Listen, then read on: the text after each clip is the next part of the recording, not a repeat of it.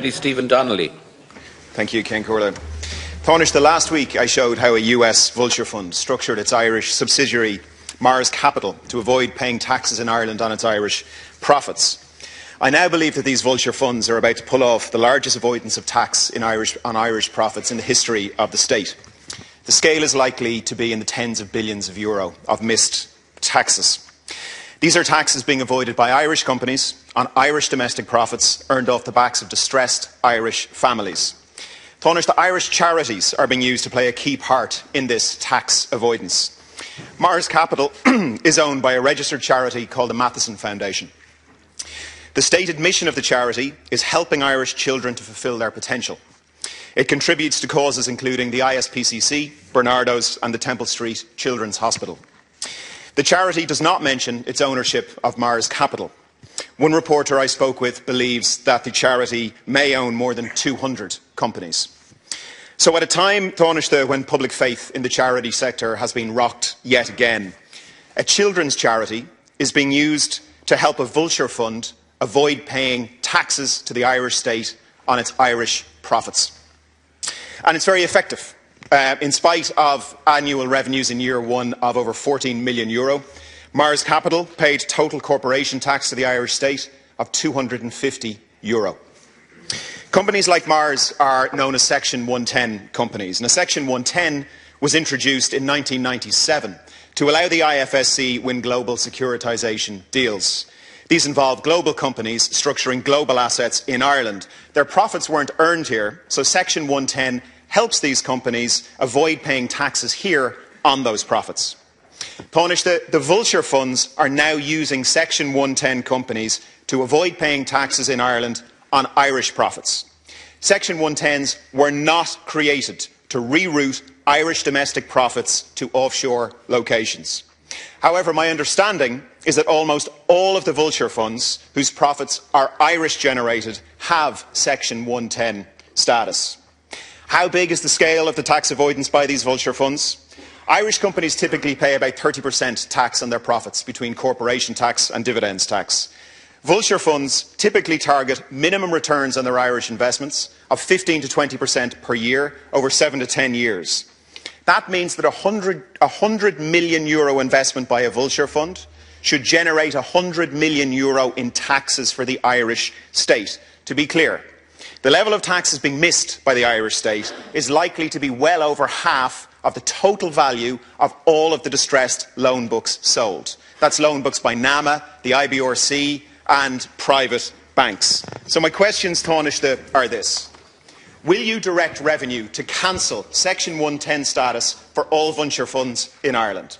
Will you provide revenue with the extra resources to execute this quickly and to reclaim back taxes? Thank you, Will you direct the charity regulator to pull charity status where that charity is being used to help avoid Irish tax on Irish profits? And finally, Tánaiste, will you direct NAMA to not sell assets to vulture funds if these funds are structured to avoid Irish taxes on Irish profits? Thank you. Deputy Tánaiste. Thank you, Deputy. Well, Section 110 Taxes Consolidation Act of 1997 sets out the taxation regime for securitisation and other structured finance transactions. Under the Taxes Act, a qualifying Section 110 company is chargeable to tax at 25%, but has its profits computed by reference to the rules available to trading companies. As a result, the companies are generally structured in such a way that they are effectively tax neutral. A company must notify the Office of the Revenue Commissioners in advance of its intention to fall within the scope of Section 110. The companies are required to pay their taxes and file their tax returns in the same way as all other companies and are subject to the same monitoring by the Revenue Commissioners. It's important to note that point, of course. I understand that officials from the Department of Finance and the Revenue Commissioners are currently examining recent media coverage, and indeed you have raised this before Deputy Donnelly, as has Deputy Doherty, concerning the use of certain vehicles for property investments. Should these investigations uncover tax avoidance schemes or abuses which erodes the tax base and cause reputational issues for this state, then appropriate action will be taken and any necessary legislative tax changes that may be required will be put forward for the consideration of the Minister for Finance. So I can confirm that the Department of Finance and the Revenue Commissioners are examining this issue with a view to taking action. I would also respond to the point that you've made in relation to charitable status.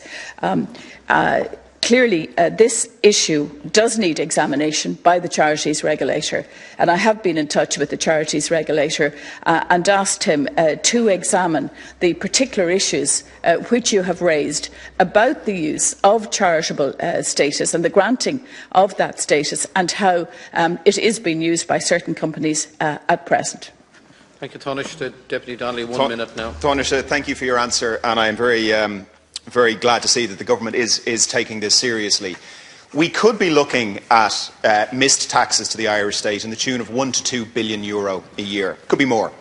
If it is €1 billion a year, that equates to about €20 million a week in missed taxes. The Section 110s were set up for a legitimate reason back in 1997 under the Consolidation Act. They are now being used by nearly all of the vulture funds to take profits generated in Ireland. And really frustratingly, profits generated in Ireland by ordinary decent families trying to pay their way out of negative equity and distressed mortgages. The Section 110 was never intended to be used to pull Irish-generated profits out of the country. And it's happening on a scale that is potentially worth tens of billions of euro. So, Minister, I acknowledge what you're saying about the Revenue Commissioners. Can I ask you to come back to the House as a matter of urgency, ideally before the recess, because what we should be doing is in the finance bill coming up in the budget, or even before that, we should be shutting this down. Thank you.